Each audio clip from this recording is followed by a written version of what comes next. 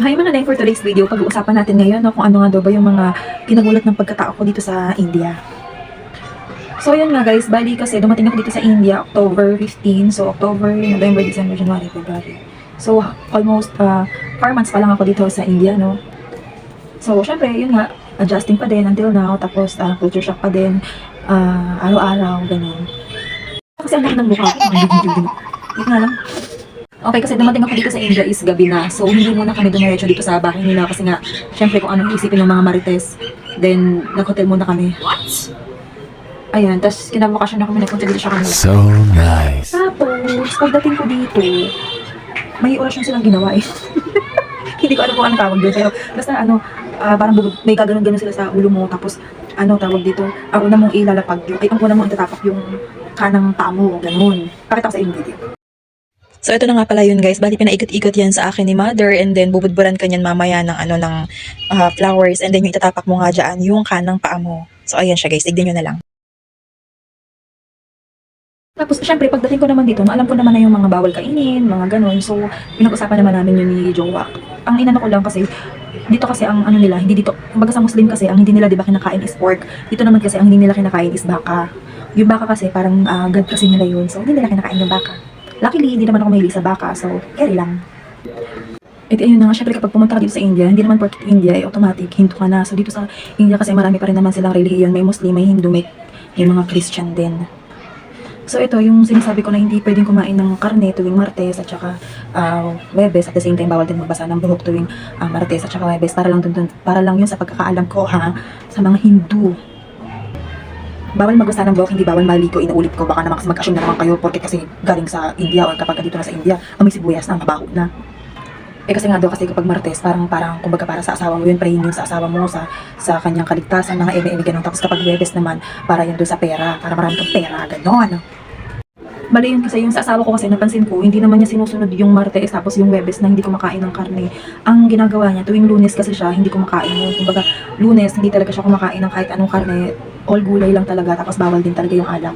Kasi, sabi niya, meron daw siyang Lord na sinusunod na, yun nga, tuwing Lunes talaga yung niya, yung non-veg niya.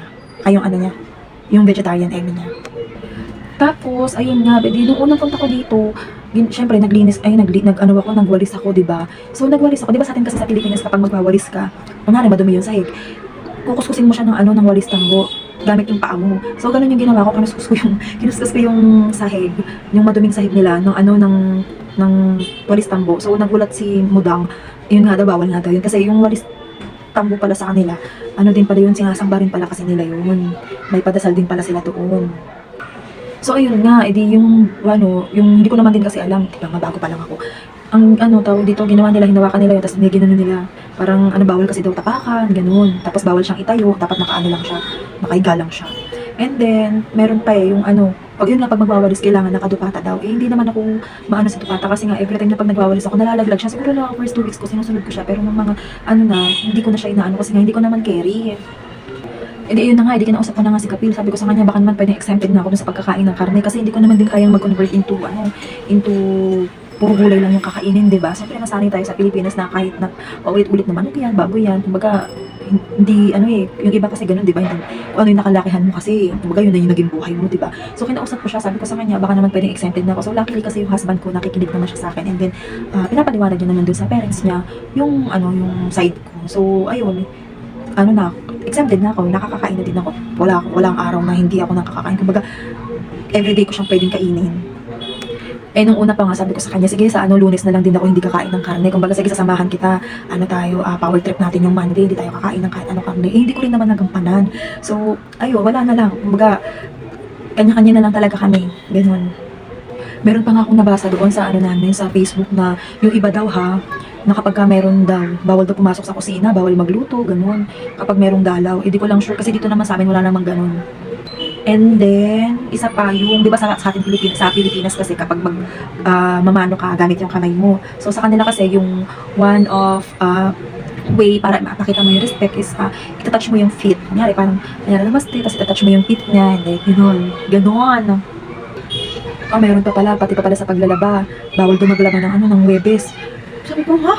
Eh di, minsan pag inaano ako, hindi ko naman na kasi, damit ko naman yun, okay lang naman siguro. Hindi ko na inaano. Hindi ko na sinusunod.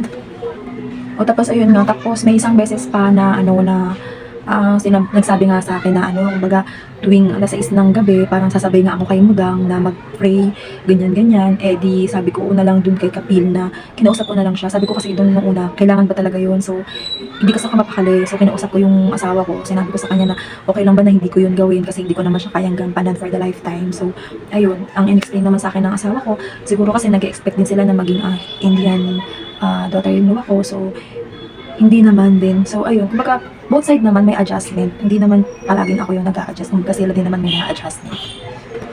At ayun nga, syempre kung sa Pilipinas nakakapag-shorts tayo, dito hindi. Depende. Dito kasi sa bahay nila Habi, hindi ako pwedeng mag-short. Pwede siguro kapag aalis kami or kapag nasa malayong lugar kami, pupunta kami sa beach, ganyan. Pero dito sa bahay nila, bawal akong rumampa na naka-short mga nen. Ay, at saka pala yung magsaserve ka ng tsaa, at saka yung gagawa ka ng tsaa sa mga bisita. Nung una, ginagawa ko yun. Siyempre, kunyari, mabait tayo, di ba? Pero, nung ano na, parang nasanay na lang din ako. Kasi parang, lalo na sa mga magulang ng asawa ko, wala namang problema sa akin kung magtitimpla ako ng ano, ng tea, tapos ibibigay ko sa kanila, ganun. Kasi parang, siyempre, magulang ko na rin sila. So, ayun.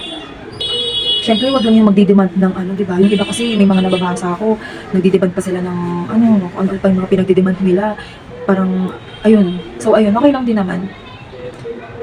Basta wag lang yung magdidemand. Siyempre, alam mo naman yung pakiramdam ng, alam mo naman yung pagkusa, tsaka alam mo naman yung pakiramdam ng sinasadya, di ba? Sinasadya na parang pahirapan ka. Ganun, wala naman ganun dito. Mababait naman sila dito. Tapos yung kina-stress ko pa pala dito, yung ano, yung mga strikes, yung mga motor, grabe, sobrang galing nilang sumingit-singit talaga as in. Tapos ano pa, tawag dito yung mga baka. Kumbaga dyan sa atin kasi ang mga aso at saka yung mga pusa ang pakalat-kalat. Dito, yung mga baka, ang mga pakalat, ang daming street cows dito. Syempre, ito yung mga dumi pa nila. Ay, naku, Diyos ko Lord. Pero ayun, parang nasasanay na din naman na ako. Eh, wala, nandito na ako, di ba? Marami pa akong mga naging, syempre, iba yung kultura dito. So, marami pa akong naging culture shock na nangyari sa akin dito. So, ayun, sa next video na lang guys. Thank you for watching!